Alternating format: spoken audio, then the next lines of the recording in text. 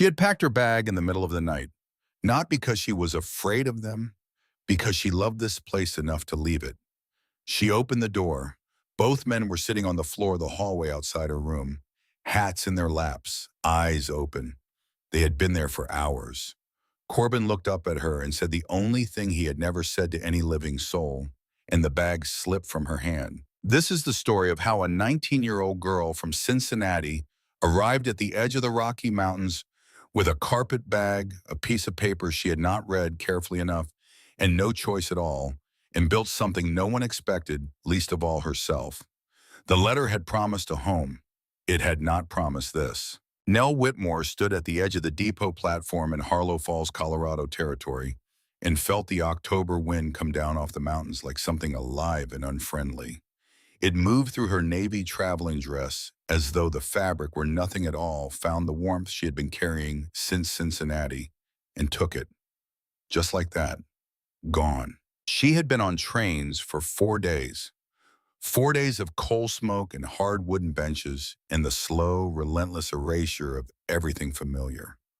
Ohio had given way to Missouri, Missouri, to Kansas, Kansas, to this, to the raw edge of a continent that did not care she had arrived. She stood very still and looked at what was in front of her. The town of Harlow Falls was not small exactly, but it wore its buildings the way a man wears clothes that were made for someone larger. There were gaps between the storefronts on the main street spaces where ambition had run out before it could fill the frame. A livery, a general store, a building with a cross above the door that might have been a church or might have been something else entirely. Further out past the edges of the town, the land rose sharply into ridges of dark pine that climbed until they met the sky, and above the pines, above everything, the peaks of the Rocky Mountains stood, white and indifferent against the blue. The sky here was enormous. She had not expected that. Back home, the sky was something you saw through windows or between rooftops, a strip of it managed and framed. Here it pressed down on everything vast and unbroken, and it made her feel very small. She was 19 years old. She was 2,000 miles from Cincinnati, and she was standing on a platform with a carpet bag in one hand and a folded piece of paper in the other, and the paper said things she had not understood well enough when she signed it. Calloway Brothers Ranch. Brothers. Plural. She had read those words the first time on the train out of Kansas City, and she had told herself it was simply the name of the property. Ranches had names like that. It did not necessarily mean anything. She had told herself this on the second day and the third, and she had almost believed it by the fourth. Almost. Now she was here, and two men were standing at the far end of the platform, and she understood that she had been telling herself a story. They were not standing together exactly, but they occupied the same space the way two trees from the same root system occupy the same ground, separate and yet connected by something beneath the surface. Both of them were large in the way that comes from work rather than ambition, the kind of size that is built over years by necessity. The older one stood slightly apart, holding the reins of two horses with a patience that suggested he had been standing in exactly this way for a long time, possibly his entire life. He was watching her, not with cruelty, not with hunger, but with the precise and careful attention of a man who makes assessments quickly and does not often get them wrong. The younger one stood a few feet behind his hat, tilted back slightly, his eyes moving from her to the train and then back again. Neither of them moved to meet her. She picked up her carpet bag. She walked the length of the platform. The last step down from the boards to the ground was higher than she expected, or perhaps her legs were tired from 4 days of sitting, or perhaps it was simply the altitude which they had warned her about on the train and which she had not taken seriously. Whatever the reason, her ankle turned on the last step and she pitched forward with the particular helplessness of someone who can see exactly what is happening but cannot stop it. She did not fall. The older man was already there. He had moved without apparent hurry, and yet he had covered the distance between them in the time it took her to lose her balance, and his hand was at her elbow, steady and exact, before she could do more than gasp. One moment she was falling, and the next she was standing, and he was already releasing her arm and taking one step back, not claiming, not catching her dramatically, simply there and then not. He said nothing. She looked up at him. He was perhaps 34, perhaps a little older, with a face that the sun and wind had worked on for years, leaving behind something angular and spare. His eyes were the color of aged whiskey amber with depth in them, and they looked at her now with an expression she could not immediately name. Not coldness, not warmth either. Something careful, the way a man looks at a thing he cannot yet categorize and is not willing to guess at. He stepped back a second time, deliberately giving her the space to stand without him. The younger man came forward then. He was perhaps 30, with the same broad build and similar coloring, the family resemblance clear and unmistakable. But his face was different in the way that a calmer lake is different from a mountain river. Quieter somehow. He had gray eyes that moved over her face the way a person reads something carefully before committing to an opinion. He said nothing about the hitch, nothing about her near fall, nothing about the 4 days of travel visible in the state of her dress and the shadows under her eyes. He said, "Are you hungry?" Just that, simple and direct and without ceremony, as though it were the only question worth asking. She was hungry. She had not eaten since the previous morning because the dining car had been too expensive, and she had not wanted to spend what little money she had on food when she did not yet know what waited for her at the other end. She was hungry, and she was cold, and she was frightened in a way she could not quite admit to herself yet, and no one had asked her any of these things in 4 days. She nodded, her eyes stung slightly. She did not understand why. "Good," the younger man said. He picked up her carpet bag without asking, which she ordinarily would have objected to on principle, but she found she did not have the energy for principle just then. He turned toward the horses. The older man had already turned away. He was checking the straps on one of the saddles, adjusting something his back to her. He moved with the economy of a person who has done the same task so many times that his hands carry the knowledge, without his mind having to trouble itself. She followed them. She was still holding the paper. The wagon track that led from Harlow Falls to the Callaway Ranch climbed steadily for the first mile and then climbed more steeply, after that, winding through stands of ponderosa pine that grew close to the road and turned the afternoon light green and filtered. The mountains were ahead of them and above them at all times, and their air grew thinner as they rose, and Nell sat in the back of the wagon and tried to memorize landmarks in case she needed to find her way back. She counted 19 turns in the road before she stopped counting. She did not examine why she stopped. She filed that away too. The older man drove. He had told her his name during the brief practical exchange that had happened while they loaded the wagon, speaking it without ceremony, as though the word were a fact and not an introduction. Corbin. Corbin Calloway. The younger one was Jasper. That was all. She had told them her name in return. They had both heard it. Neither had repeated it. The road leveled out, eventually passed through a final stand of pine, and then the trees gave way and the Callaway Ranch opened in front of her. She had expected something modest, a cabin perhaps, or a small collection of rough buildings in the way she had seen described in novels, the kind of frontier settlement that looked temporary even after decades of habitation. What she saw instead was a house that had been built with intention. The main structure was 2 stories of squared timber and fitted stone, with a covered iron porch that ran the full width of the front and windows that caught the last of the afternoon sun and held it. There was a barn to the left, well-maintained, with doors that hung straight on their hinges. Beyond it, pasture fenced with split rails stretched toward a tree line where a creek moved, and beyond the creek, the mountains rose clean and enormous against the October sky. The smoke from the chimney was the first warm thing she had seen since stepping off the train. Corbin brought the wagon to a stop at the gate. He climbed down without the theatrical assistance she might have expected, and he held out his hand to help her down. And when she stepped to the ground, he released her arm immediately and turned toward the house. At the porch steps, he stopped.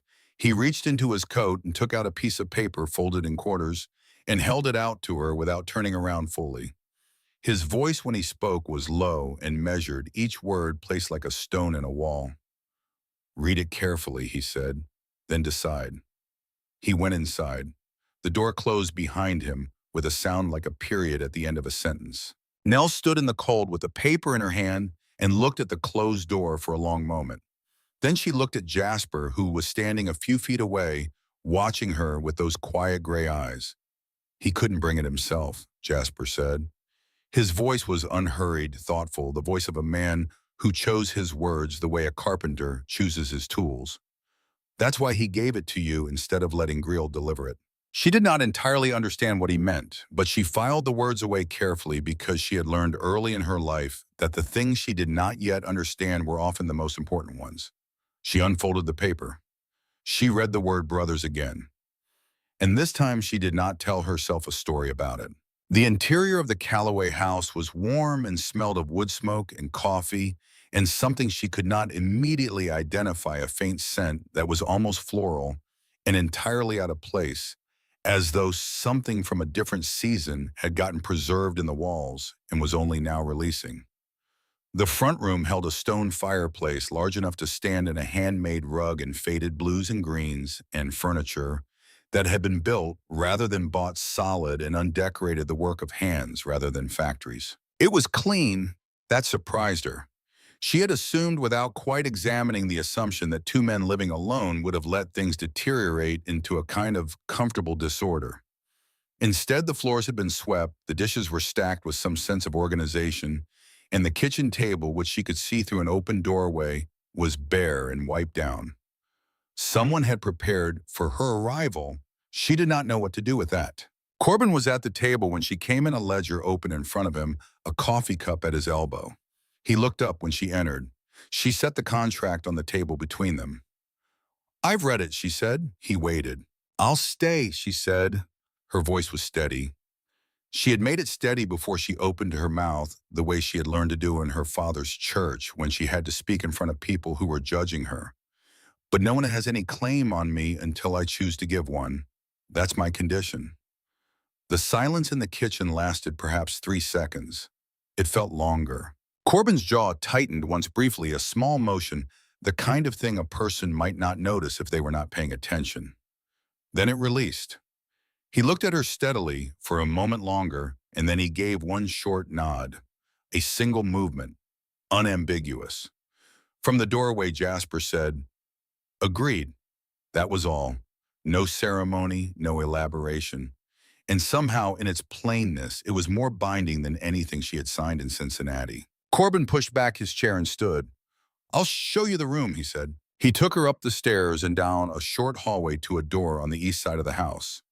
The room inside was plain and adequate: a bed with a quilt in cream and blue, a washstand with a clean pitcher, a small table with an oil lamp, and a window that looked out toward the mountains. The window glass was cold to the touch when she rested her fingers against it, but the view it offered was the kind that cost money in another world. The mountains filled it completely, white-capped and ancient and enormous, and even in her exhaustion and her unease, she felt something shift slightly in her chest at the sight of them. There was a lock on the inside of the door. It was solid brass, newly installed, by the look of it gleaming among the older wood. She noticed it immediately. Corbin followed her gaze to it. "Use it whenever you need to," he said. He said this simply, without ceremony, the same way he said everything. "I won't knock unless you ask me to. Neither will Jasper." He left. The door clicked quietly behind him. She turned the key in the lock. Then she sat on the edge of the bed and looked at her hands for a long time. Downstairs, she heard the sound of boots on the wooden floor, the quiet clank of a pot, the sound of the fire being banked for the evening. The house settled around her in the way that old houses do, making small adjustments to the cold, and she listened to it as she would have listened to a language she did not yet speak, trying to hear the patterns in it. When she finally blew out the lamp and lay down in the dark, the mountains were still visible through the window, their peaks white against the stars, permanent and immovable. She had expected to lie awake for hours listening for sounds she should be afraid of. Instead, she was asleep within minutes, more deeply and completely than she had slept in weeks. She did not understand that either. Morning came gray and cold, the light arriving gradually through the east-facing window, touching the mountains first and then the lower slopes, and then finally the floor of the room where she lay. She woke to a sound she placed after a moment, as the regular rhythmic strike of an axe on wood, steady and unhurried, coming from somewhere below and behind the house. She dressed quickly in the cold, pinned her hair without a mirror, and unlocked the door. The hallway was empty. The house smelled of coffee. On the floor just outside her door, set carefully against the baseboard, was a plate covered with a folded cloth. Beneath it she found two biscuits, still warm. Not hot, which meant they had been sitting for a few minutes, which meant they had been placed there without a knock, without announcement, without any expectation that she would notice who had done it. She ate both of them, standing in the hallway, and then she went downstairs. Corbin was not in his kitchen. She could still hear the axe.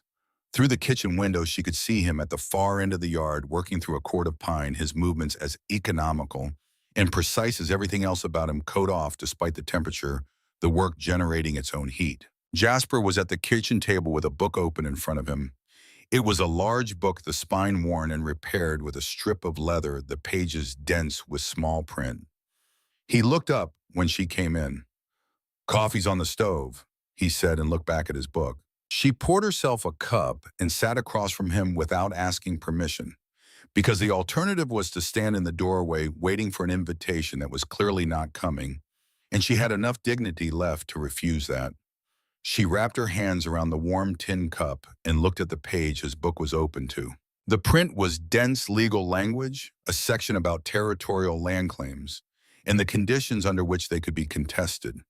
There were markings in the margins, careful notations in small handwriting, places where he had clearly worked through the logic of a passage multiple times. She had read the same statute. Her father's library, modest as it was, had included a copy of the territorial codes, and she had spent a great deal of time with them during the long winter evenings when there was nothing else to do, and her father was preparing his sermons in the silence of the house pressed in close. She looked at the page. She pointed to a section near the bottom, a passage he had marked with a line and a question mark. "That clause doesn't mean what you think it means," she said. "The unless otherwise stipulated refers back to the initial filing, not to the contested claim. So the burden of proof runs the other direction." Jasper looked up. He looked at the passage she was pointing to. He looked at her. He read the passage again. "You're right," he said. He said it the way he would acknowledge any accurate piece of information, simply and without inflation. But something in his eyes shifted, a slight adjustment, as though a calculation had been revised. "There's more coffee," he said, which was not related to what they had been talking about, but which she understood in the way that she was beginning to understand the language of this house as a kind of welcome. 3 days passed in this way. She learned the rhythms of the place, the way she had always learned things, through observation before participation, watching and cataloging before committing to any interpretation. Corbin rose before dawn and was working before full light. Jasper spent the early mornings in his books and the afternoons in the practical work of the ranch, the two of them operating with the wordless coordination of people who have shared a space for a long time. She found small kindnesses in unexpected places. A second blanket folded at the foot of her bed. On the coldest night, a lamp left burning at the foot of the stairs when she came down late. The axe handle replaced with a better one when she had expressed without intending to some difficulty managing the one she had been using. None of these things were announced. None of them were claimed. On the fourth morning, she came downstairs and sat across from Corbin at the kitchen table. He was working through the ranch ledger, his coffee cooling at his elbow, and he looked up when she sat down with an expression that was, she realized, something close to surprised. She had not sat at the table with him before. She had eaten separately, had moved around the house in the careful way of a person who is unsure of her right to occupy the space. Now she sat down and she looked at him and she said, "Why did you agree to this?" He set down his pen. The house held its breath. "A man named Harwick Greal came to me 6 weeks ago," he said. His voice was careful, each word measured and placed.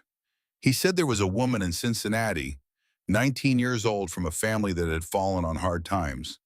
He said the arrangement would be practical, mutual. She looked at the table. You said yes. I said I would think on it. He paused. This house is too big for two men. It's been too quiet for too long. She lifted her eyes. You didn't know I had no choice. The words fell between them like stones into water. No, he said, quiet and undefended. I did not know that. She told him then, not because she had planned to, but because the words had been sitting in her chest for 4 days and she was tired of the weight of them. She told him about her father's church, the loan from Greal, the interest that had grown quietly in the dark like something malignant. She told him about the afternoon her father had sat across from her at the small kitchen table in Cincinnati and told her what had been arranged, his voice steady and his eyes not, and how she had seen in his face the particular shame of a man who has failed someone he loves and knows he cannot undo it. She told him that no one had asked her what she wanted. Corbin listened without moving, his hands folded on the table, his eyes on her face. When she finished, he was quiet for a moment. I'm sorry, he said. I thought it was mutual, practical. When I saw your face at the depot, I understood. A pause. Too late, but I understood. She studied him. She had spent years in a house with a man who expressed regret beautifully and changed nothing, and she had learned to look for the difference between the sound of an apology and the substance of one. She looked for that now and did not find what she expected to find. You married me anyway, she said. I did. He looked at her steadily. And I meant what I said to you that first night. Until you choose otherwise, I will try every day to make that a choice you don't regret. Before she could respond, there was a knock at the front door. Jasper answered it. A boy from the town, hat in hand, holding an envelope. He handed it over and left without waiting. Jasper brought it to the kitchen and held it out to Corbin without comment. Corbin read it. His jaw tightened in the way she was beginning to recognize, and he crossed to the fireplace and dropped the letter onto the coals without hesitation. He watched it until it caught and burned. What was that? Nell asked. An invitation, he said. He turned from the fire. The Women's Church Committee. They want to hold a welcome reception for you on Sunday. She looked at him. Do we have to go? No, he said without a moment of hesitation. That night, for the first time since her arrival, she did not lock her door. She lay in the dark and listened to the house settle, and she thought about the things that had been said at the kitchen table that morning and the things that had not been said, which were, as they so often are, the more important ones. She thought about the way Corbin had looked at her when she told him the truth about why she was here, the careful, present attention of a man who is not managing his reaction, but actually feeling it. She had not expected that. The axe was still. The wind moved through the pines on the slope above the house with a sound like breathing. Somewhere below in the dark, the footsteps she had already memorized crossed the floorboards, paused at the base of the stairs, continued to the front door. She heard the quiet sound of the latch checked and secured. He did this every night. She knew that now. In the morning, she would find a cup of coffee already poured at her place at the table. In the afternoon, she would sit with Jasper and read through the territorial land codes, and she would find herself moving through passages she had always thought she understood and discovering that they meant something different when there was a reason to read them carefully. In the evening, she would hear the sound of a pen moving across paper in the room below hers and wonder what Corbin Calloway wrote in the ledger that was not the ranch accounts. She did not yet know what all of this was building toward. She did not know about Harwick Greal and the piece of land that was already committed in documents she had not yet seen, or the debt that bore her father's name and Corbin's signature and Greal's careful handwriting in the margin. She did not know about the proposal that was already being drafted in a Denver office or the lawyer who would accompany Greal to Harlow Falls when the first snow came to the high passes. What she knew lying in the dark in a room that had been prepared for her arrival by hands that had not asked for anything in return was this. The lock on her door was solid brass and newly installed. The biscuits had been left without a knock. The letter had been burned without explanation. and she was beginning to understand that this house, which had seemed so still and so silent on the first day, was full of things being said in a language she had not known she was learning. She turned toward the window. The mountains were white against a sky full of stars, and they looked exactly the same as they had looked for 10,000 years, indifferent and beautiful and permanent. And somewhere in the distance, a creek moved over stone with a sound like patience. She closed her eyes, and for the second morning in a row, she slept without dreaming of anything she needed to run from. The next morning, she came down and found Jasper's law book open to the passage they had discussed with 3 additional sections bookmarked and a question written in the margin in small, precise handwriting. She sat down at the table, read the question, and began to write the answer in the space beside it. She was still writing when Corbin came in from outside, stopping in the kitchen doorway, with frost on his coat, looking at her bent over the book, her pen moving carefully across the page. He stood there for a moment taking this in. Then he crossed to the stove without comment and poured 2 cups of coffee and set one at her elbow. She did not look up from the page. "Thank you," she said. He went back to the door. "Nell," he said, and his voice, which was always careful, was something different now, slightly as though a door had been opened a fraction. She looked up. "The name of the horse you rode yesterday," he said. "Patience," she nodded. "She's yours now," he said, "if you want her." He went out. The door closed behind him. Through the window, she watched him cross the yard in the thin October light, moving toward the barn, with the steady, unhurried purpose of a man who has decided something and is not going to unmake the decision. She looked down at the book. She looked at the question Jasper had written in the margin. Then she looked toward the barn, where a man who had agreed to an arrangement without fully understanding it had just given her a horse named Patience with no conditions attached and no explanation offered. She thought about her father sitting across from her at the kitchen table in Cincinnati, his voice steady and his eyes not telling her what had been arranged. She thought about the word brothers, which she had read on a piece of paper 3 times before she allowed herself to understand it. She picked up her pen. She wrote the answer to Jasper's question. And in the corner of the page in handwriting, smaller than she usually used, she wrote something else. A note to herself, the kind she made when she encountered something she needed to think about more carefully before she could name it. It was only 4 words.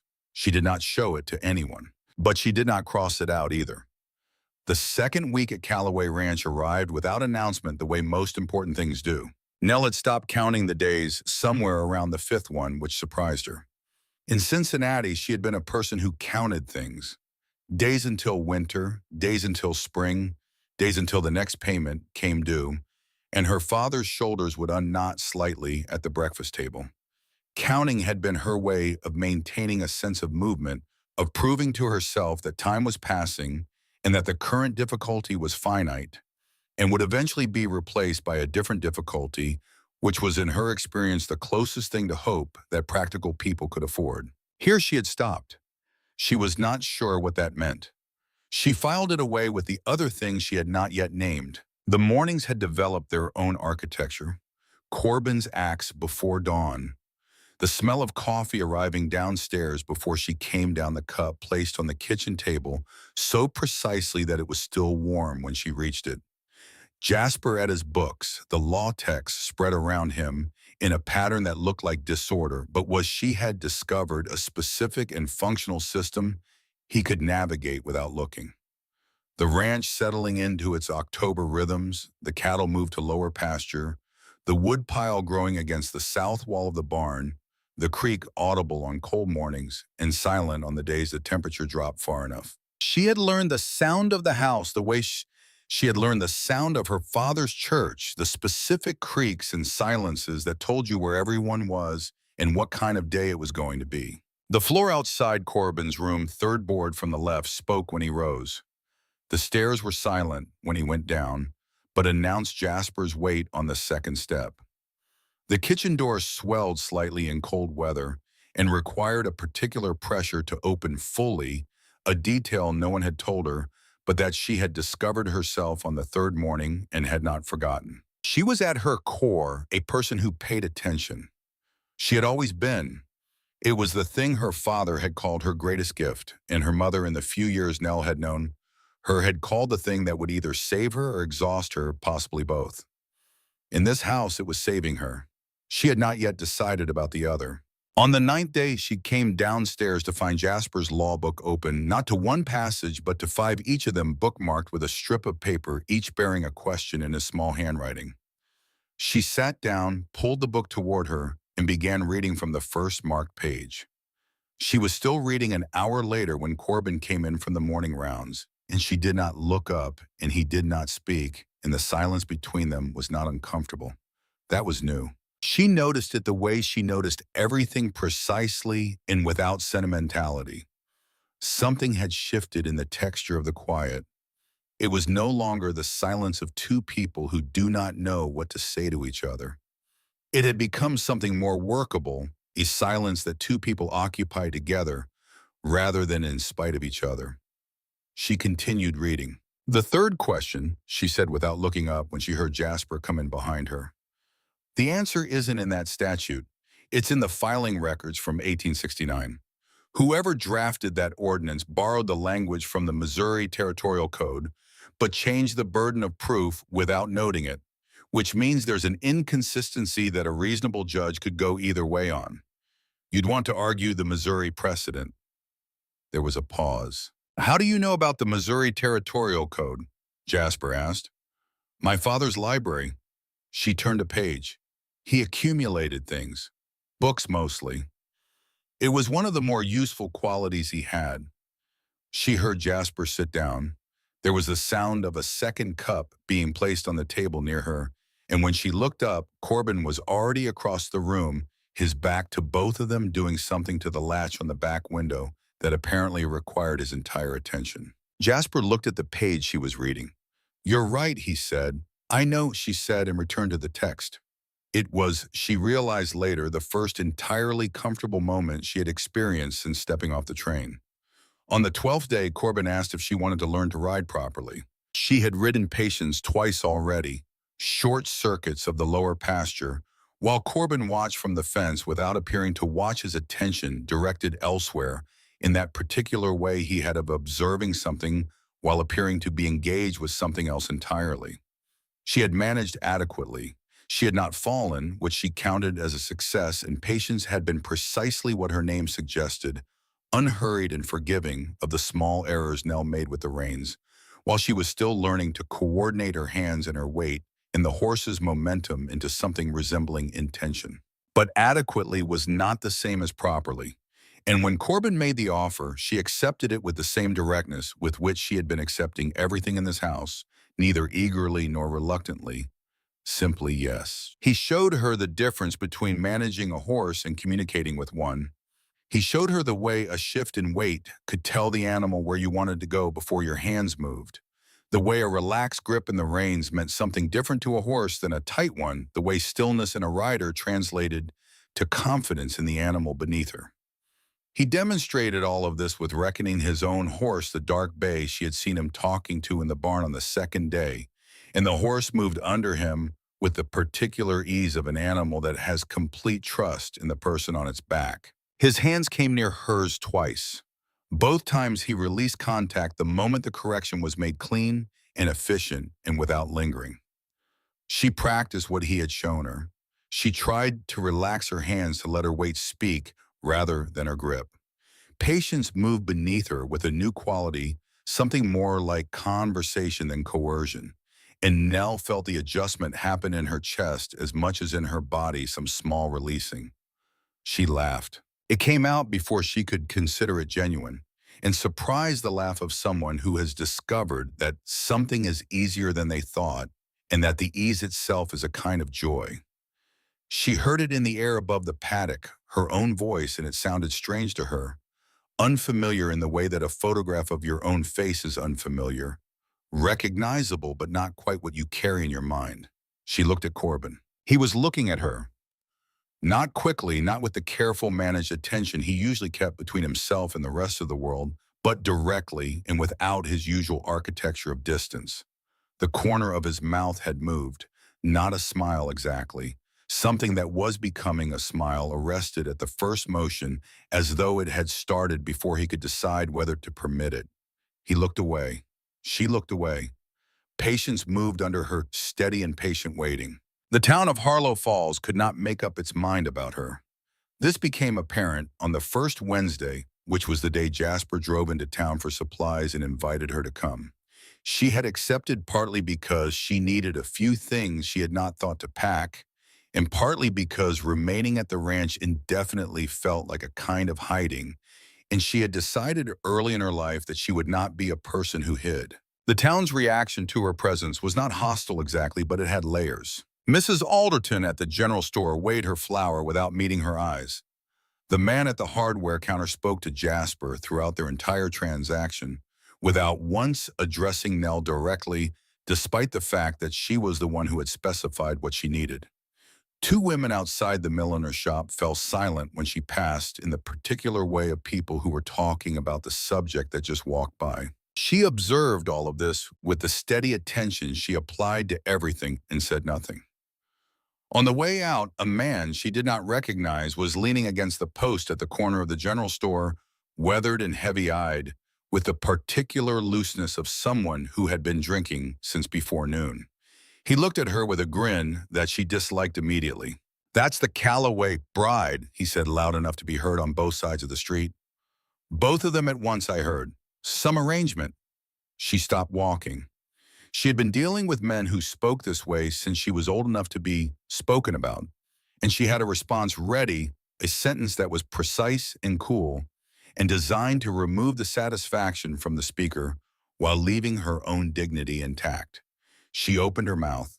Corbin was already there. She had not seen him come around the corner of the general store, but he was beside her now, standing between her and the man with a stillness that was more effective than any threat. He did not raise his voice. He did not move in any aggressive way. He simply occupied the space between her and the source of the problem and looked at the man with the amber eyes that gave away nothing. "You have something to say," Corbin said quietly. "Say it to me." The man looked up at Corbin, taking in the full measure of him, and the grin faded before it had time to settle into anything permanent. There was something in Corbin's stillness that was harder to meet than anger. Anger you could push back against. This was a wall. "Didn't mean anything," the man muttered. "Then mean nothing," Corbin said somewhere else. He turned back to Nell without watching the man go. He looked at her once directly the way he checked on the calves after a cold night, assessing without drama, making sure everything was intact. Then he turned toward the wagon. She walked beside him. When they reached it, she stood for a moment with her hands folded in front of her. "Thank you," she said. He was quiet for a moment, gathering the reins. "You were going to handle it yourself." "I was. I know." He looked at the road ahead. "But you shouldn't have to." They drove out of Harlow Falls with the afternoon light coming down at a low angle through the pines, and neither of them said anything for a long time, and the silence between them had changed again, become something with a little more warmth in it, like a room where someone has recently built up the fire. That evening, she found something on the windowsill of her room. It was a small bunch of dried flowers, the kind that had been growing in the field above the upper pasture, the ones she had stopped to look at on their ride 2 days ago, purple and papery in the October cold. They were tied with a strip of leather, and there was no note. She stood at the window with the flowers in her hand and looked at the mountains and thought about small, deliberate things. Then she set the flowers on the washstand where she would see them in the morning and went down to help with supper. The flowers stayed on her washstand, and every morning they were the first thing she saw, and that was enough. It was on the 14th day that she found the drawer. She was cleaning the kitchen with the particular thoroughness she applied to a space once she had decided it was hers to maintain, working from top to bottom, moving things that had not been moved in a while, and cleaning beneath them. In the bottom drawer of the kitchen cabinet, under a stack of dishcloths that smelled of cedar, she found a piece of paper. It was a bill, a medical invoice from a Dr. Harmon Alcott of Denver, Colorado, dated September the 3rd, 1868. The service listed was professional consultation and treatment extended 3 weeks. The amount was $800. At the bottom, in the careful handwriting she was beginning to recognize as Corbin's, was a signature and beside it a note to be repaid in full. C. Calloway, $800. She had seen the number in the contract Grill had given her, the debt attached to the ranch property, the figure that Grill held over the Calloway name. She had assumed it was a business debt, a loan taken for equipment or improvements, or the kind of unexpected expense that comes with running a large property in difficult country. She had not assumed this. She stood in the kitchen with the bill in her hand and did the arithmetic quietly the way she did everything quietly when she did not want the weight of a thing to show on her face. September 1868. 5 years ago, Jasper had told her on her second day that Constance had died. He had not told her when. He had not told her the circumstances. He had said it plainly, factually, the way you tell someone a thing that is known and settled and not up for discussion. She looked at the date again. The 3 weeks of treatment, the $800, the careful note in Corbin's handwriting to be repaid in full. He had borrowed the money to save his wife. He had not saved her. And Harwood Grill had known this. Had held this debt for 5 years, had come to Corbin, not because he needed the money, but because he needed the leverage, had constructed an arrangement that wore the shape of a practical business transaction and was at its core something else entirely. She folded the bill carefully and placed it back where she found it, exactly as she had found it, and smoothed the dishcloths over it and closed the drawer. She stood at the kitchen counter for a moment with both hands flat on the wood. Then she went upstairs and got Jasper's law book, one she had been working through with him, and she carried it to the kitchen table and opened it and began reading. Not the passages they had been discussing together. Different ones. Passages about territorial debt law, about the conditions under which a contract could be challenged, about what constituted fraud in the formation of an agreement, and what remedies existed in Colorado Territory in the year 1873. She read for 2 hours. She made notes on a separate piece of paper in her own handwriting, small and precise. She was not yet sure what she was building toward, but she had grown up in a house where the difference between being wronged and having any recourse was the difference between not knowing and knowing, and she had decided a long time ago that she would be a person who knew. When Jasper came in from the barn at dusk, she did not show him the notes. She asked him instead, in the territorial code, when a creditor misrepresents the nature of a debt to secure additional collateral, does that constitute fraud against the debtor or only against the secondary party? He stopped in the doorway. He looked at her for a long moment with those careful gray eyes. Why? He asked. Because I'm trying to understand the extent of it, she said. He came to the table and sat down. Both, he said, under the 1870 code revision. The original code only protected the secondary party, but the revision extended it. And if the original debt was acquired through misrepresentation of terms, then the entire instrument is voidable. He paused. From the beginning. The kitchen was quiet around them. The fire made its sounds. Outside, the wind was beginning to come down off the peaks in the way it did in the evening, finding the gaps in the walls and testing them. Nell, Jasper said carefully. I found something, she said, in the kitchen drawer. She did not elaborate. She did not need to. She watched him understand, watched the calculation run behind his eyes, watched the moment when the understanding arrived, and then a fraction of a second later, the moment when he began to see what she had already begun to see. You've been reading the debt statutes, he said. I have. For how long? 2 hours. She looked at him steadily. I need to know about the land registration filings from 1871. All of them, not just the Calloway ones. He was quiet for a moment. There are records at the courthouse in Harlow Falls, he said. Public records. Anyone can request them. Then we should request them, she said. He nodded slowly, the way he nodded when something had shifted in a calculation he had been running, and the new answer was both better and more complicated than the old one. Don't tell Corbin yet, she said. He looked at her. Not until I know what we have, she said. He carries enough. Jasper was quiet for another moment. Then he said, all right. She returned to her reading. He sat across from her and opened his own book, and they worked in parallel through the evening, the scratch of Nell's pen and the occasional turn of a page, the only sounds in the kitchen, while outside the night came down over the mountains and the temperature dropped.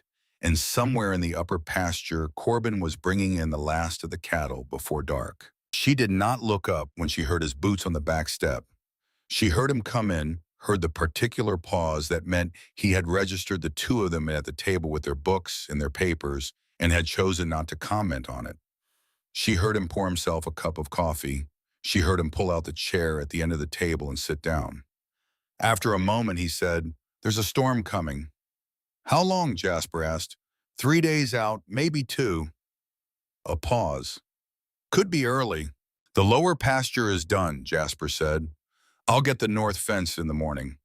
I'll do the barn." The conversation ended. They all three sat at the table in the lamplight, and the fire settled, and outside the wind moved through the pines with a sound that was beginning to carry something new into it, something harder and colder and more serious than autumn. Nell kept writing. She was building something. She did not yet know its full shape, but she could feel the outlines of it forming the way you feel the shape of a room before your eyes adjust to the dark. Grill had constructed a trap with precision and patience over 5 years, and he had constructed it out of Corbin's grief and her father's trust and the assumption that neither of them would look closely enough at the documents to understand what they had signed. He had made a mistake about her. She was not certain yet of the exact nature of that mistake. She needed the courthouse records. She needed to see what Grill had filed in his own name against properties in this part of the territory, because a man who operated this way with one rancher did not do it once. She needed to build a picture that was larger than the one Grill wanted any single person to see. She thought about her father at the kitchen table in Cincinnati, his steady voice and his unsteady eyes. She thought about this bill in the drawer, $800 to be repaid in full, and the 3 weeks in 1868 when Corbin Calloway had tried with everything he had to save the woman he loved and had not been able to and had been paying for it every day since. She thought about the biscuits left outside her door without a knock, the flowers on her windowsill, the name on the horse.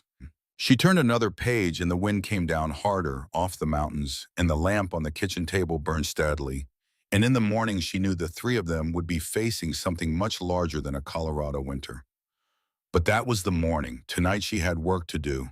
She bent her head over the paper and kept writing, and the scratch of her pen was quiet and deliberate and did not stop.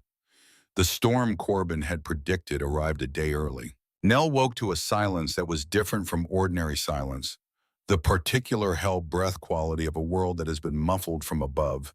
And when she went to her window, she found the glass frosted completely across every inch of it so that the mountains were gone and there was nothing beyond the pane but white.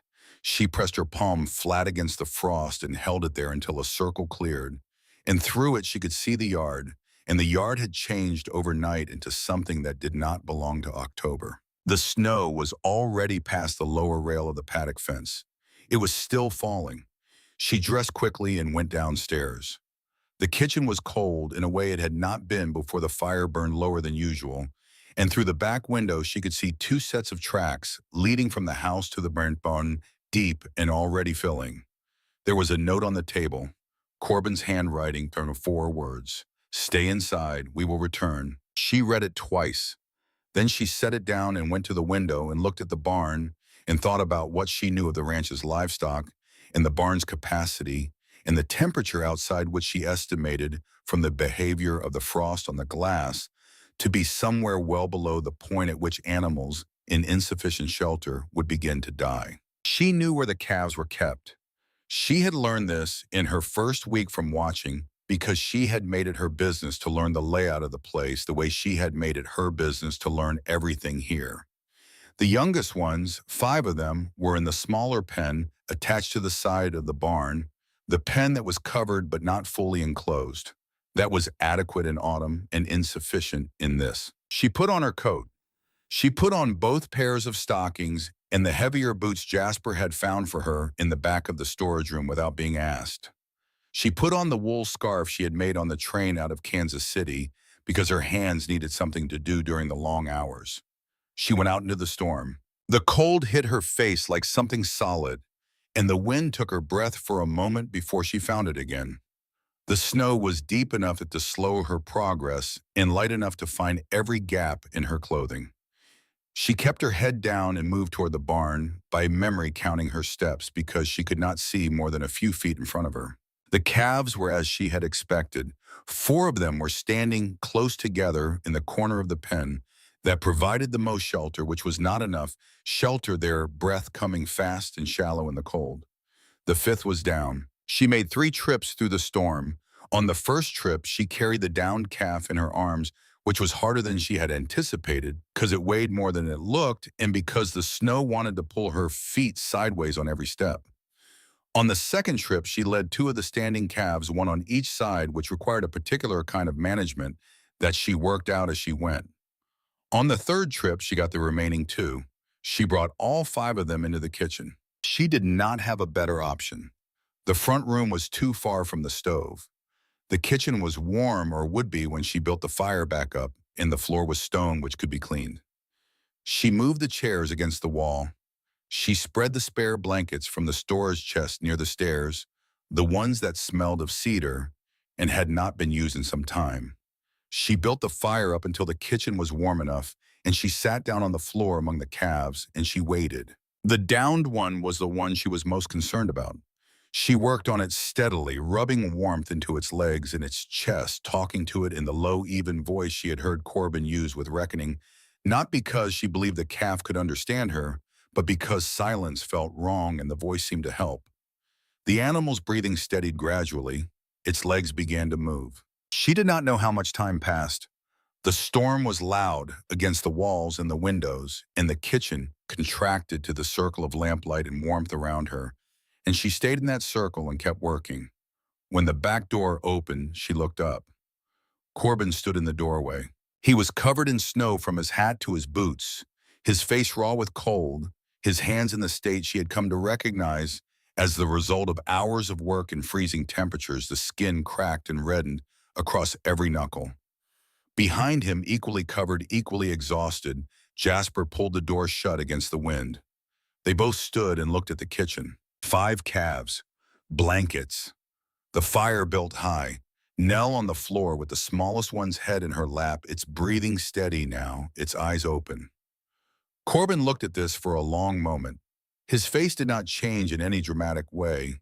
It was a smaller thing than that, something in the set of his jaw, some quality around his eyes, a loosening of something that she did not have a name for yet because she had not seen it before. He crossed the kitchen without speaking.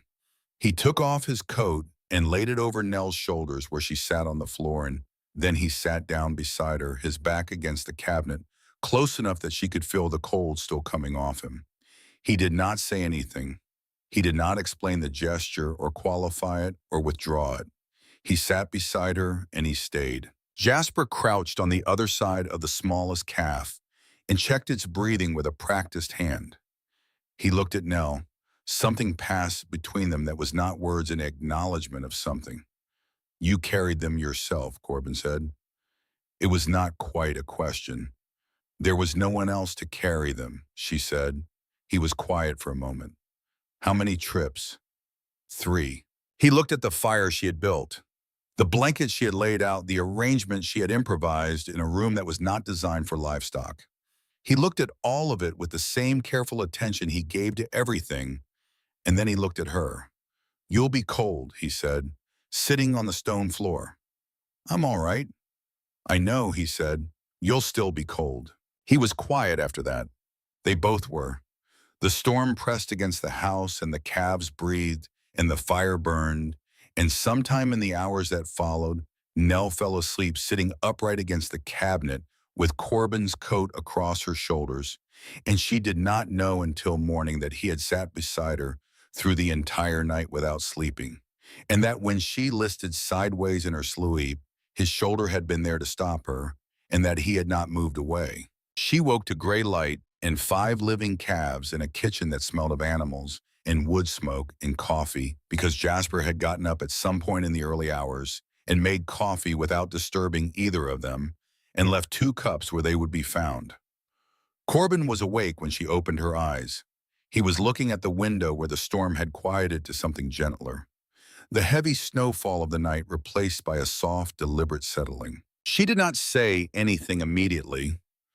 She was learning that silence in this house was not something to be filled reflexively. After a moment, he said without turning, "The coat. You'll want it back."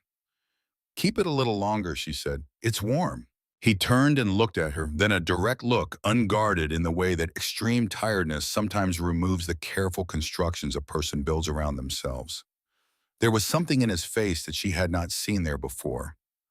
Not tenderness exactly, though it was adjacent to that. Something quieter and more durable. Something that had been there a long time but had not had a way out until now. He looked away again before either of them had to decide what to do with it. "Thank you," he said, "for the calves." "They're part of the ranch," she said. "The ranch is partly mine now. You said so." He almost smiled. She could tell because of the way he turned back to the window slightly too quickly. Harwick Greele arrived in Harlow Falls on the first clear day after the storm. Nell saw his wagon from the upper pasture where she had gone with Jasper to check the fence line for storm damage. She recognized the matched bays in the black-sided wagon that had been described to her by Mrs. Alderton at the general store, who had mentioned Greele in passing on their second supply run with the particular tone of a person conveying information they believed to be useful without wishing to appear to be gossiping. She watched the wagon move through the town below and said nothing. Later that day in the afternoon, she was alone at the ranch. Corbin had ridden out to the north pasture, and Jasper had gone to the courthouse, which she had asked him to do 3 days ago, to request the public land registration filings she needed. She was in the kitchen, working through her notes, when she heard a horse at the gate and looked out to find Greele himself walking up the path to the front door. He was precisely as she had constructed him from the available evidence, a man of perhaps 50, dressed in the careful way of someone who wants to be understood as prosperous, rather than wealthy, the distinction being that wealth does not require demonstration. His face was pleasant and his eyes were not. She opened the door before he could knock. "Miss Whitmore," he said, and the smile that accompanied it was warm and unhurried and designed to make her feel that she was being treated with respect, which meant that she was not. "Mr. Greele," she said, "I hope I'm not intruding." He was already looking past her into the house, a quick professional assessment. "I was in the area and wanted to check in. Your father sends his regards. He's well. Thank you for telling me. He misses you, of course." A pause carefully waited. "You know, Miss Whitmore, it would be very simple for you to go home. The distance feels large, but I have connections with the rail lines and the cost of a ticket would be no trouble at all." He reached into his coat and produced a folded piece of paper. "I only ask in return that you sign this. A simple document confirming that the marriage contract has not been fulfilled in the legal sense. A formality, really." She looked at the document. She did not take it. She had read enough contract law in the past 2 weeks to understand exactly what the document was and what its signing would accomplish, which was to void the Callaway marriage agreement retroactively and remove the legal basis for any challenge to Greele's claim on the land. It was not a formality. It was the entire mechanism. "I'll think about it," she said. The same words she used with things she had already decided about, because she had learned that telling a man who operates through leverage that you have already decided removes the appearance of agency he requires you to have in order to feel that the arrangement is consensual. "Of course," Greele said, and the smile did not change. "Take your time.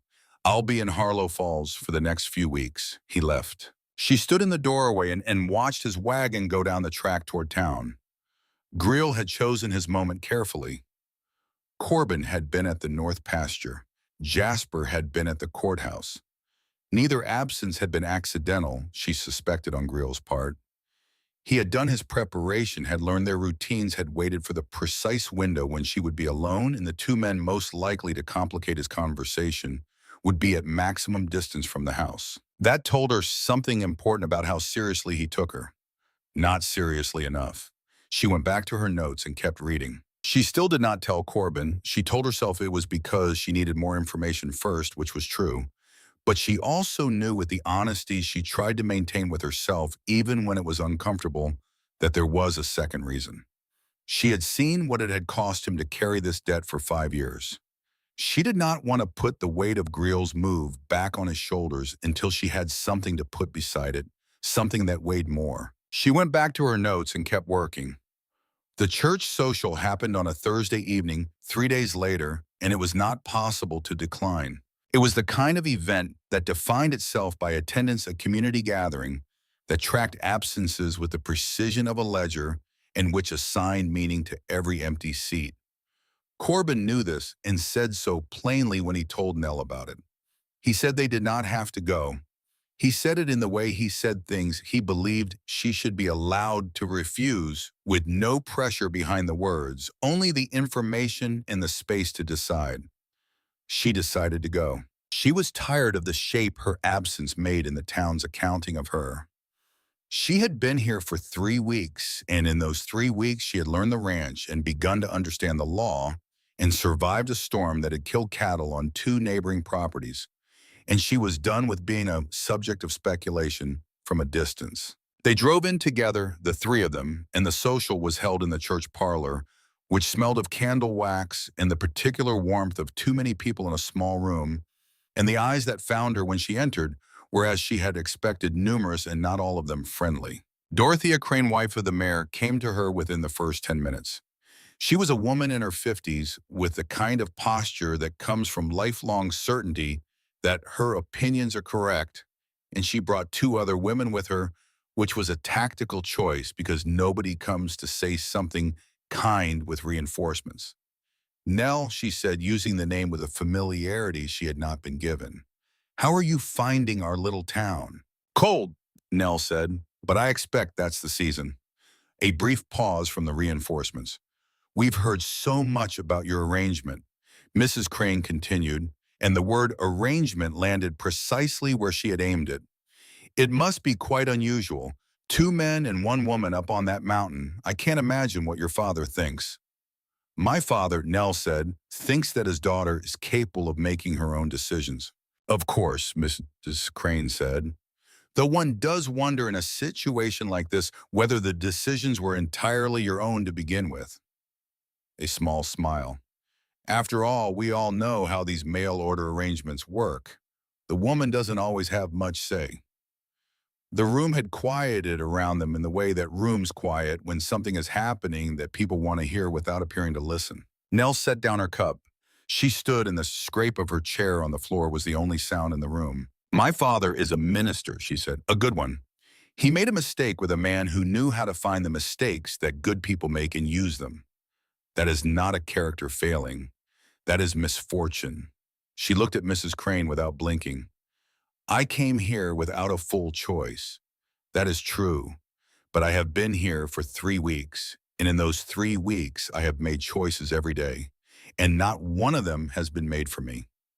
What I'd ask you to consider, Miss Crane, is this. When you look at my situation and see something to pity or to judge, what is it that you're actually looking at? Because from where I stand, I see a house that was worth coming to and people who were worth coming to, and the rest of it is history. Not all history is shameful.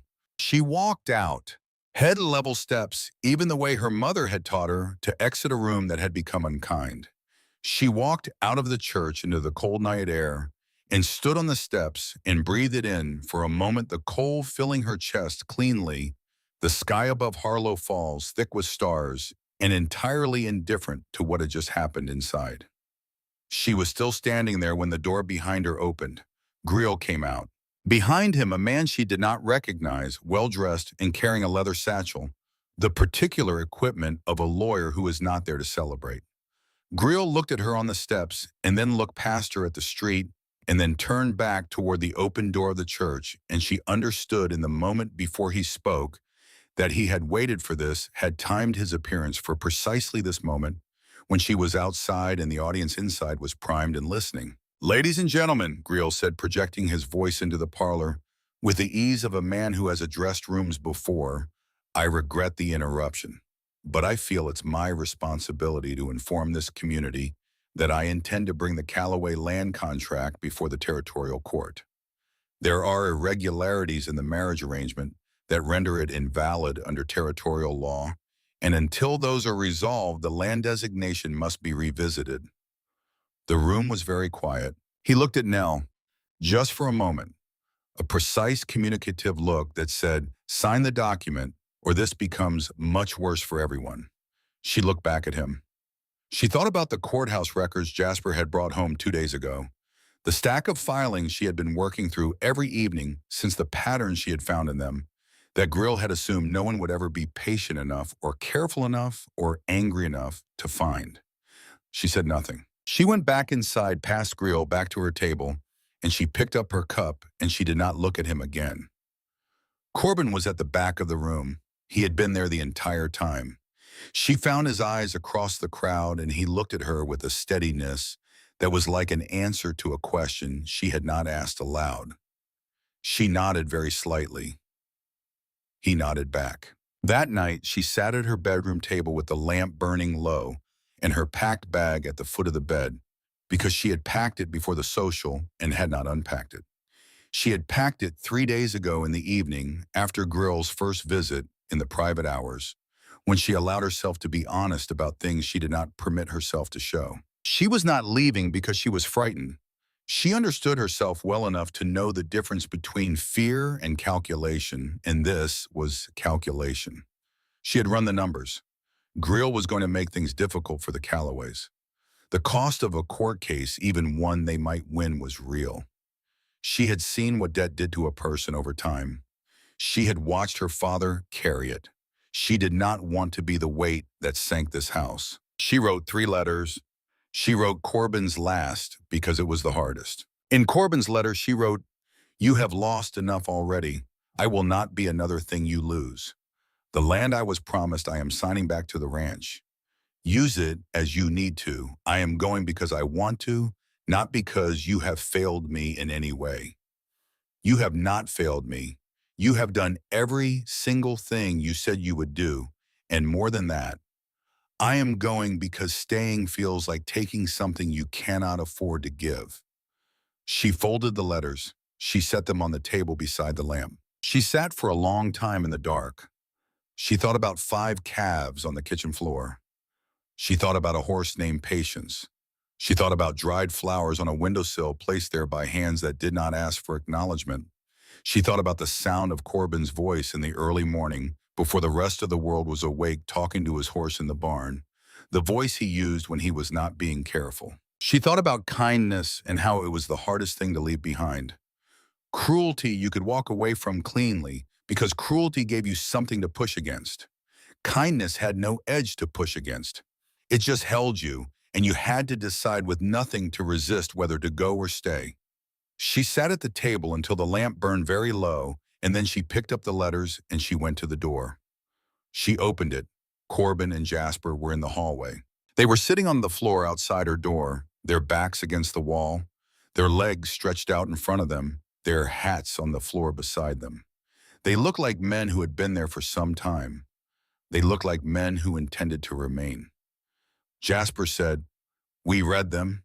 He had her letters in his hand. She looked at him. She looked at Corbin.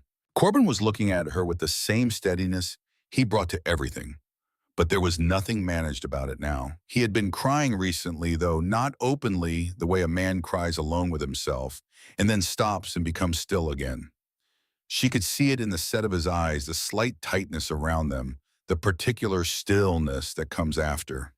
She had not expected that. She had not expected him to have that in him, and it undid her more than anything else could have. "You read them," she said. Her voice was not entirely even. "You left them on the table," Jasper said. He said it without apology, matter of fact. "We read them." Corbin stood up. He stood the way he always stood, without hurry, without performance. He looked at her and he said, with the particular weight of a man who is saying something for the first time that he has never said before to any person living, "I lost Constance. I was not enough. I could not hold her." He stopped. He began again. "I have spent 5 years in this house telling myself that not needing anyone was the same as being all right. That was a lie I told myself because the truth was too heavy to carry in the open. He paused. You came here frightened and you stayed anyway. You sat on a stone floor all night for animals that weren't yours yet. You found the thing in Greel's filings that I was too proud and too angry to look for. And 3 days ago, before you even knew whether any of this would work, you packed your bag and wrote me a letter because you did not want to be a weight I couldn't afford. His voice was still low and even. It did not break. That is not a weight I cannot afford, he said. That is the only weight I have ever wanted to carry. The bag slipped from her hand. It made a sound on the floor between them, soft and final. Jasper set the letters down beside the bag. He looked at his brother, he looked at Nell. Then he stood up and walked down the hallway toward the stairs quietly in the way of a man who is leaving a space deliberately for something that does not require an audience. Corbin reached down and picked up her bag. He carried it back through the open door of her room and set it on the floor inside. He came back out. Breakfast will be ready at 6, he said. He went down the hall. He did not look back. She stood in the doorway of her room for a long moment, looking at the bag where he had placed it back inside, and the lamp still burning low on the table, and the letters on the floor of the hallway that no longer said what they had needed to say. Then she went back into her room. She did not pack the bag again. The courthouse hearing took place on a Tuesday, 2 weeks after the church social, on a morning cold enough to crack stone. Harlow Falls turned out for it the way small towns turn out for significant events, which is to say completely everyone who could be there was there, and some who had no particular business in the territory. Court had ridden in from outlying properties because word travels fast in country where there is not much else to carry. Greel arrived with Malcolm Pruitt, his Denver lawyer, a man of precise suits and precise speech, who carried his satchel with the confidence of someone who had won enough cases to find the process routine. They took their seats on the right side of the room. Pruitt opened his satchel and arranged his documents with the particular calm of a man who is not worried. Jasper sat at the opposite table with a folder of documents that was by volume larger than Pruitt's. Nell sat beside him. Corbin was at the back of the room. He had offered to sit up front, and Nell had told him she needed him where she could see him if she looked up, which was the back of the room, and he had gone there without argument. The proceedings were presided over by Judge Emery Halstead, a territorial judge of approximately 60 who had the particular quality of a man who has heard every kind of argument and been impressed by very few of them. He had a face like old leather and eyes like flint, and he looked at both tables with identical neutrality. Pruitt opened with a prepared statement about the invalidity of the marriage contract, citing 3 territorial precedents and arguing that the arrangement constituted an irregular and therefore legally challengeable union. He spoke for 12 minutes. He was precise and confident and clearly correct about several of the minor procedural points he raised. When he finished, Judge Halstead looked at Jasper. Jasper stood. He had been preparing for this for 3 weeks, though he had not known what exactly he was preparing for until Nell had sat across from him at the kitchen table and asked him about the burden of proof in a misrepresented debt instrument.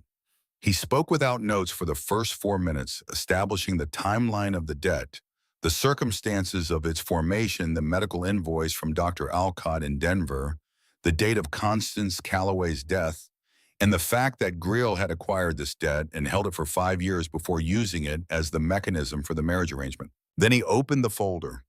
He presented 11 land registration filings from the courthouse records, all filed between 1870 and 1873, all involving properties in the Harlow Falls area, all bearing Greel's name in some form, and all showing the same pattern properties registered as collateral for loans that had been extended to their owners under terms that were not fully disclosed at the time of signing. He did not raise his voice at any point. He presented the documents one by one, named, each one stated the date and the amount in the terms, and let the pattern speak for itself. Then Nell stood. Pruitt objected. Judge Halstead overruled the objection before it was fully articulated with the brevity of a man who had already decided this was worth hearing. "Miss Whitmore," Greel said from across the room. His voice was still controlled, but there was something beneath it now, the sound of a man adjusting his footing. You are a 19-year-old girl from Cincinnati.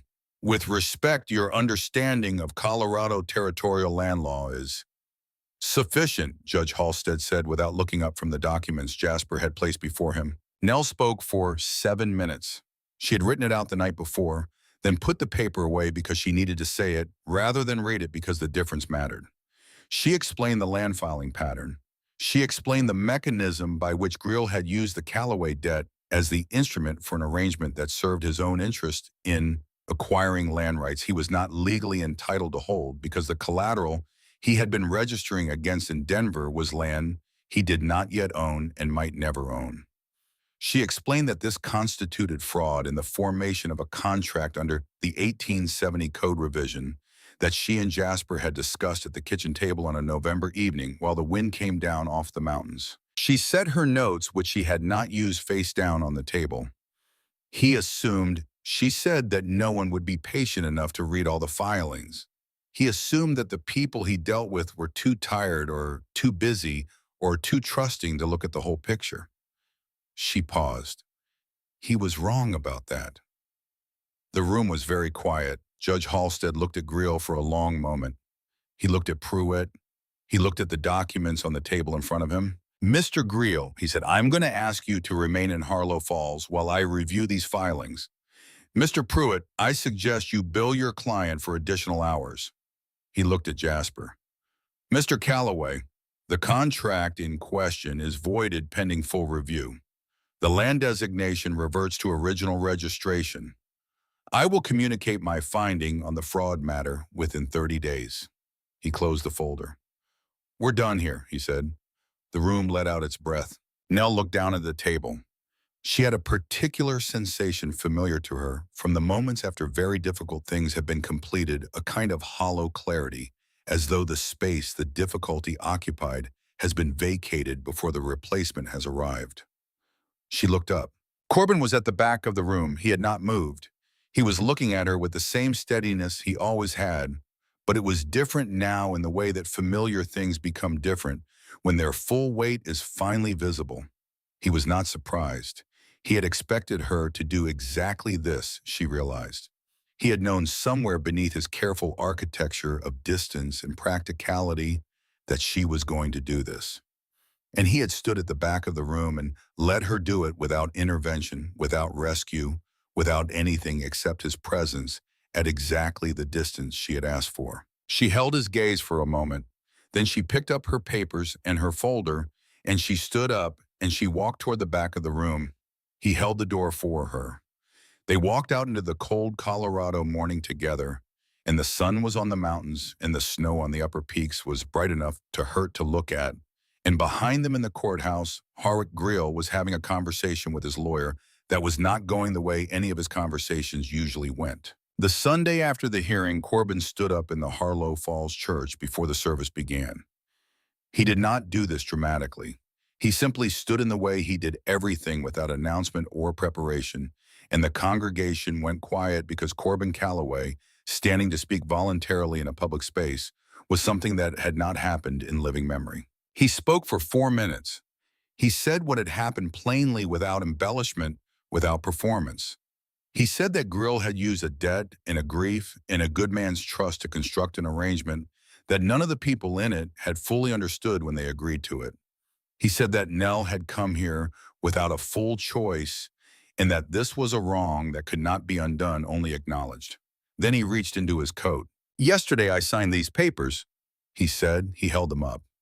150 acres of Callaway land water rights, timber rights, all of it in Nell's name alone, not as payment, not as apology, because she is my partner and partners do not own each other, and because the only freedom I have to offer her is a real one. He sat down. He took her hand there in the pew in front of every person in Harlow Falls who had been watching since October to see what the Callaway arrangement would become. He took her hand and held it, and he did not let go, and he did not look at anyone else in the room. Nell stood. She had not planned to, but she looked around the room and she thought about the morning she had arrived on the platform in Harlow Falls with a carpet bag and a piece of paper an affair she had been too proud to show, and she thought about everything that had happened since, and she thought that there were things that needed to be said aloud and in public, because the silence around them had been public first. I came here with a suitcase and a fear I was too proud to show, she said. I was prepared to dislike this place and the people in it.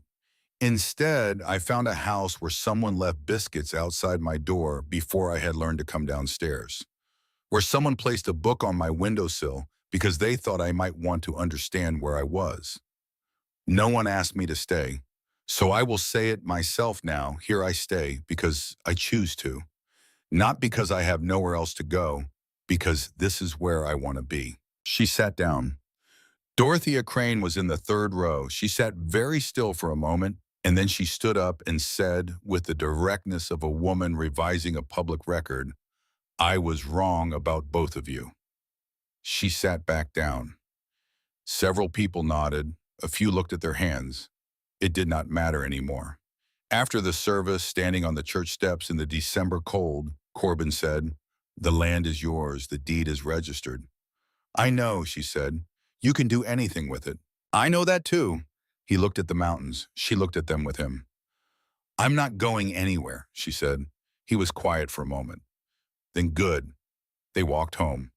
The letter from Reverend Edmund Whitmore arrived on a Wednesday in late January, carried by the post rider, who came up from Harlow Falls once a week when the road was passable. Jasper brought it in with the rest of the mail and set it on the table without comment, which was how he handled most things. Nell read it twice. Then she smoothed it flat on the table and read it a third time. Her father wrote that he had heard about the court hearing through a minister in Denver who had connections in Harlow Falls. He wrote that he was well, that the church was carrying on, that the winter in Cincinnati had been cold, but manageable.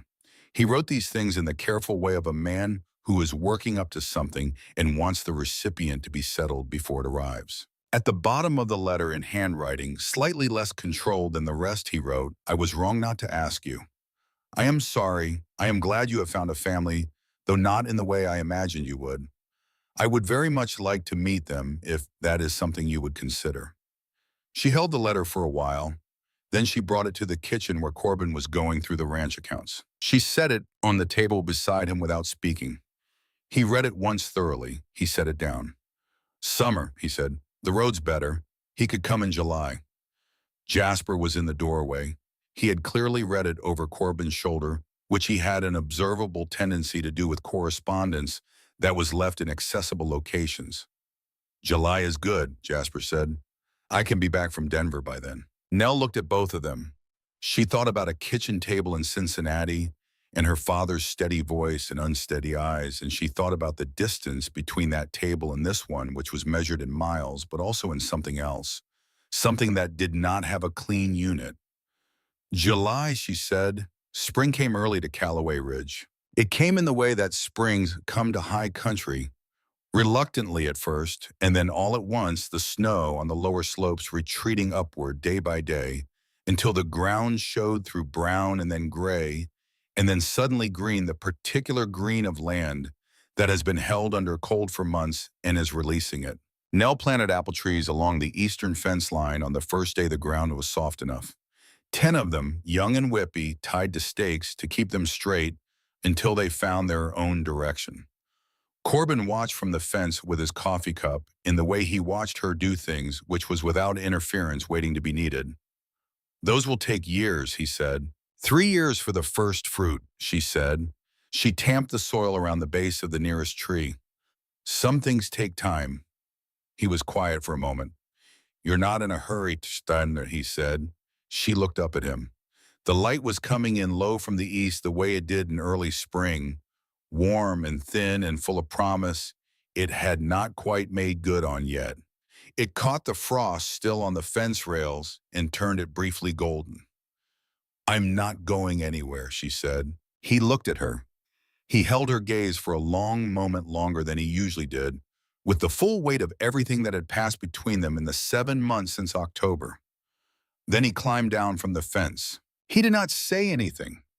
He picked up the second spade leaning against the post, and he went to the next marked spot, and he began to dig, and they planted the remaining 9 trees together in the morning light, working in the easy parallel silence of people who have learned each other's rhythms. And the mountains stood white above them against a sky that was finally genuinely the blue of a season coming into its own. Reverend Edmund Whitmore arrived on a Tuesday in July on the afternoon train from Denver, and he looked older than Nell had expected and younger than she had feared. He stood at the depot in Harlow Falls with his traveling coat and his minister's collar in the specific combination of hope and anxiety that she recognized because it was an expression she had worn herself on a cold October morning that felt both recent and very long ago. She was waiting for him at the platform. Beside her, Corbin. Her father stepped down from the train. He looked at her for a moment with the eyes of a man who has been carrying something for a long time and is not yet sure he is allowed to set it down. Then he looked at Corbin. Corbin put out his hand. Her father took it. The handshake lasted longer than handshakes usually do. Nothing was said. Both men looked at their hands briefly, and then at the mountains, and then at Nell. And there was in that triangle of glances something that did not need words, an acknowledgement, a mutual understanding of a thing that had been wrong and could not be made right by any speech, but might over time become something that did not have to be spoken about because it was simply understood. The road up is about 2 hours, Corbin said. If you're not too tired. I'm not too tired, her father said. They drove up through the pines in the July light, and the air smelled of pine resin and warm stone and the particular cleanness of high-altitude summer, and Nell sat between her father and Corbin in the wagon and said very little and felt the shape of the life she had built fitting itself around her, like something that had been made for exactly this, which in some ways it had. That evening, Jasper arrived from Denver on the late horse, dusty and road-worn, and there were 4 people at the kitchen table for supper for the first time, and the sound of it was something Nell held in her chest, like a warmth that had nowhere to go but stay. The apple trees bore fruit for the first time in the autumn of 1876, which was also the year Colorado entered the Union and became a state, and the year Jasper was admitted to the bar in Denver. And these 3 things happened within 6 weeks of each other, which felt to Nell like the world confirming something. She picked the first apple herself on a clear September morning. It was small and slightly asymmetrical and very red, and she held it for a moment before she bit into it, feeling the weight of 3 years in her hand, 3 years of the trees finding their roots in the mountain soil, learning the altitude and the cold and the brief fierce summers. Sweet, she thought.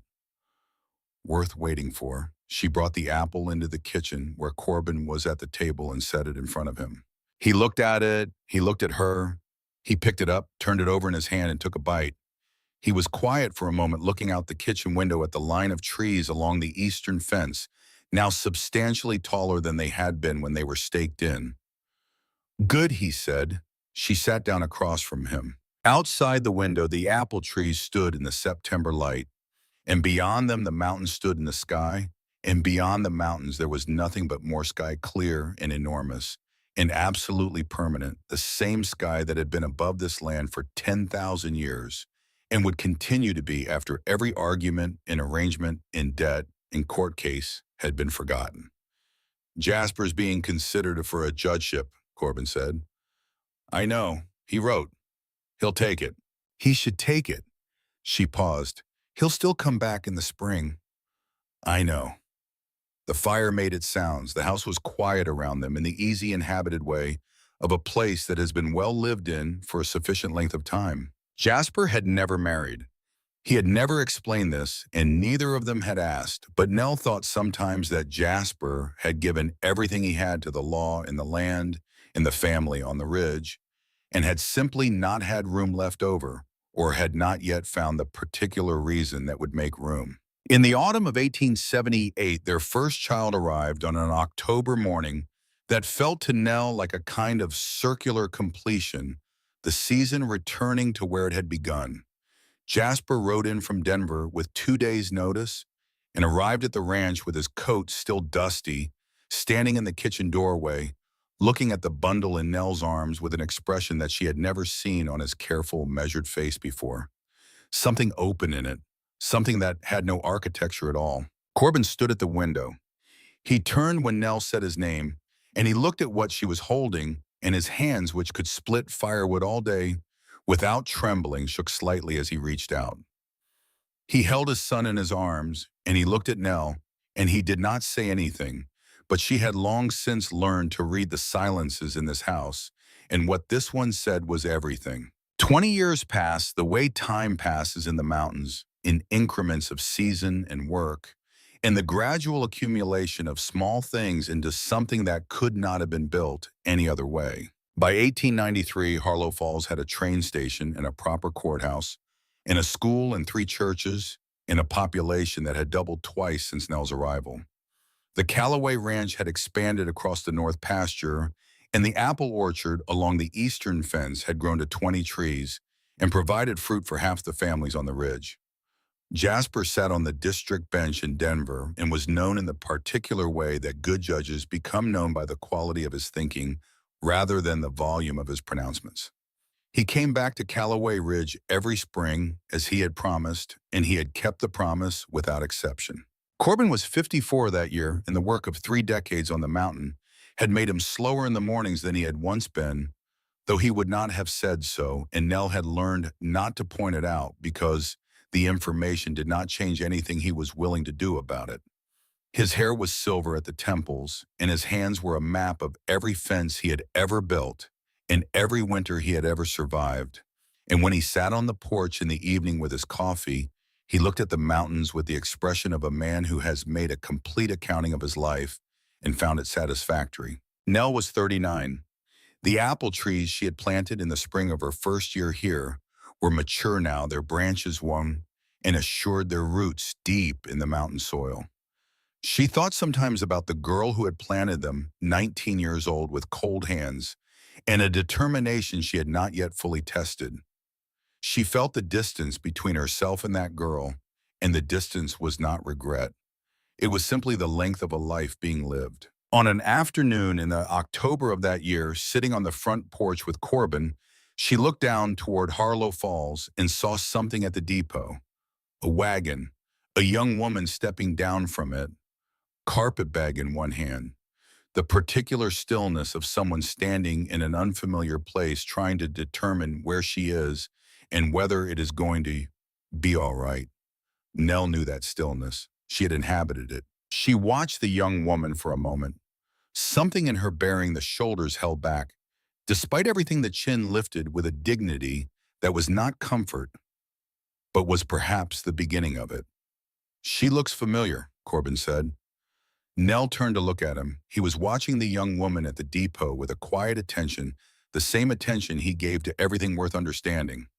"She looks like me," Nell said, "when I arrived." He considered this. He looked at the young woman and then at Nell, and then back down at the depot.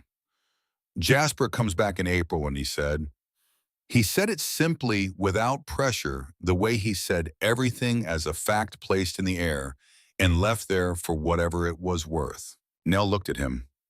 She thought about Jasper, 51 years old, alone in his rooms in Denver, with his case files and his careful thinking, the man who had never found a reason large enough to stay or a person patient enough to wait. She thought about a young woman standing on a platform with a carpetbag willing to take the next step without knowing what waited at the end of the road. The October light was coming down off the mountains in the long amber way it had at this hour in this season, and it caught the silver in Corbin's hair and the lines at the corners of his eyes and the hands that had done 54 years of hard work and were still steady when they needed to be. She laughed. It came out full and genuine, the laugh of a woman who has been surprised by happiness often enough to stop expecting it to have a warning. "Write to him," she said. He nodded once. He went inside to find paper. She stayed on the porch in the October light and watched the young woman at the depot far below. Still standing, still looking around with that particular expression of a person at the beginning of something they have not yet named. 20 years ago, Nell had stood in exactly that posture, on exactly that platform, holding a piece of paper she had not read carefully enough. She had counted 19 turns in the road before she stopped counting. She had stopped counting because she was no longer tracking time to an exit, The door behind her opened and closed, and Corbin came out with 2 cups of coffee, and he set one at her elbow and sat beside her. And together they looked at the mountains, which were exactly as they had always been, old and enormous and patient, their peaks already white, with the first snow of the season coming down from the north in the way it always came in its own time, by its own measure, on nobody's schedule but its own. The trees need pruning before winter, he said. I know, she said. I'll do it tomorrow. I'll help. You always do. The coffee steamed between her hands. Below them, the young woman at the depot had stopped looking around. She had straightened and shifted her carpet bag to her other hand and begun to walk forward. That, Nell thought, was how it started. Not with certainty, not with knowledge of what waited at the end of the road, only with the decision to take the next step and the step after that, and to trust that the ground would continue to be there when your foot came down.